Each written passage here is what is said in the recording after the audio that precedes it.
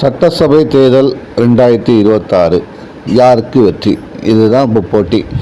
மக்கள் யாரை தேர்ந்தெடுக்க போகிறாங்க, மக்களை யார் கவர போகிறாங்க, ஏதோ பயணம் ஆரம்பிச்சிட்டாங்க. ஒவ்வொருத்தரும் ஒரு பயணத்தில் இருக்காங்க.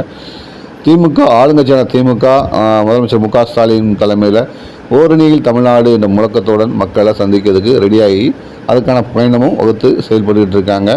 அதுக்கு அடுத்தபடியாக பார்த்தீங்கன்னா எதிர்கட்சியாக இருக்கக்கூடிய பிரதம எதிர்கட்சி அதிமுக மக்களை மீட்போம் தமிழ்நாட்டை காப்போம் என்ற முழக்கத்தோடு இறங்கியிருக்காங்க. அதுவும் சுற்றுப்பயணத்தை கார் மூலம் எடப்பாடி பழனிசாமி மேற்கொண்டு வராரு பல்வேறு இடங்களில். அது உங்களுக்கு தெரியும். அந்த வகையில் தேமுதிகவும் இது இறங்கியிருக்காங்க.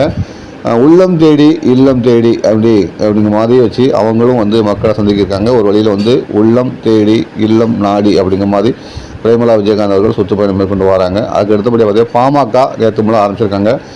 உரிமையை மீட்க தலைமுறை காக்க இந்த முழக்கத்துடன் அன்புமணி ராமதாஸ் நடைபெறும் மேற்கொண்டு வராரு.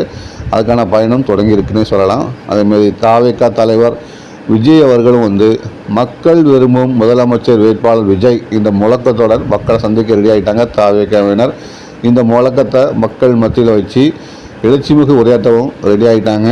மாநாடு, பேரணி, நடைபயணம் இந்த அடுத்தடுத்து பயணங்கள் ரெடி ஆகிருக்கு தாவேகா. ஸோ தமிழ்நாட்டில் பார்த்திங்கன்னா இப்போதைக்கு நம்ம கண்ணுக்கு தெரிஞ்ச அளவுக்கு 5 முனை போட்டி உருவாயிருக்குங்கிறது நல்லாவே தெரிஞ்சிருக்கு, ஒவ்வொன்றும் ஒரு வகையில். மேலும் பார்த்திங்கன்னா நாம் தமிழர் சீமான் தலைமையிலான அணியும் தமிழர் களத்தில் குதித்து தீவிர பிரச்சாரம் மேற்கொண்டு வராங்க. அவங்க அதிமுக அணியில் இணையலாம் என்ற ஒரு தகவல் வெளியாக அதுவே பாமகவும் அதிமுக இணையலாம் ஒரு தகவல் வெளியாக இருக்குது.